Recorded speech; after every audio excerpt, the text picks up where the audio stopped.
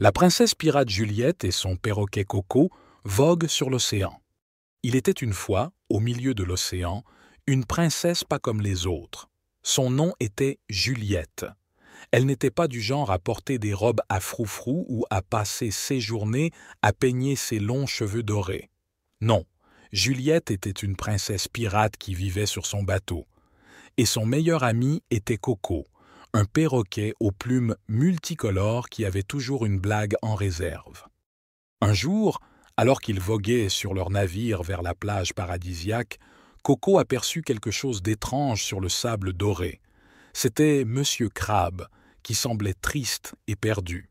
« Oh là là, qu'est-ce qui ne va pas, Monsieur Crabe ?» demanda Coco en se posant près de lui. « Serre-moi la pince, on va t'aider. »« Moi, je suis perdu, » gémit Monsieur Crabe avec des larmes brillantes dans ses grands yeux noirs. Juliette entendit cela et sauta de son navire pour aider. « Ne t'inquiète pas, Monsieur Crabe, » dit-elle doucement, « nous allons te ramener chez toi. » Mais où habitait donc ce petit crabe? Il ne se souvenait que d'une grande grotte sous-marine ornée de coquillages scintillants. Juliette réfléchit un instant puis sourit. Elle connaissait cet endroit. Une fois à bord du majestueux navire de Juliette, les trois compagnons se mirent en route vers la mystérieuse grotte sous-marine où habitait Monsieur Crabe. Le vent gonflait les voiles du navire, le propulsant gracieusement à travers les eaux scintillantes de l'océan. Alors qu'ils voguaient vers leur destination, ils furent accueillis par une troupe joyeuse de dauphins qui surgirent des profondeurs avec des sauts élégants et des pirouettes gracieuses. Les dauphins semblaient jouer avec le navire de Juliette, comme s'ils étaient heureux de partager un moment de joie avec ces intrépides voyageurs des mers. Ensuite, leur chemin croisa celui d'un banc de poissons aux couleurs éclatantes, qui tournoyaient autour du navire tel un ballet aquatique ensorcelant.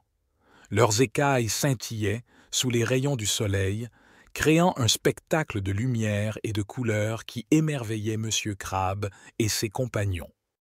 Puis, surgissant des profondeurs marines, une tortue géante fit son apparition, nageant majestueusement à côté du navire.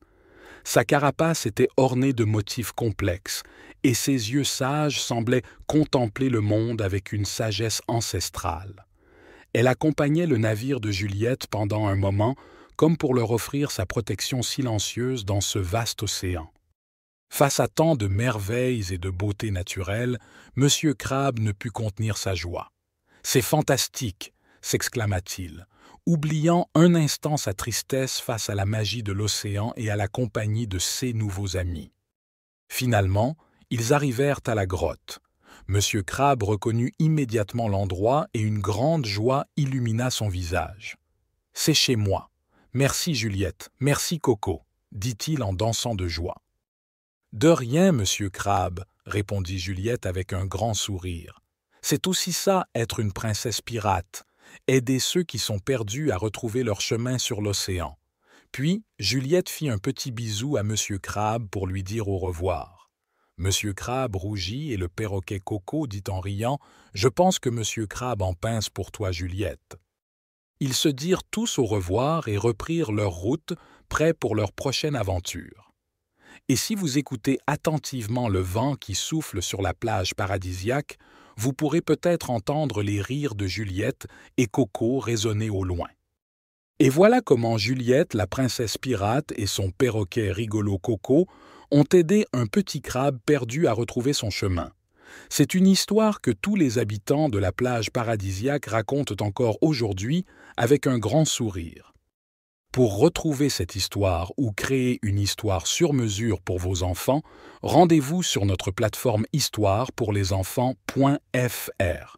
Histoire avec un S, pour, les, enfants avec un S.fr.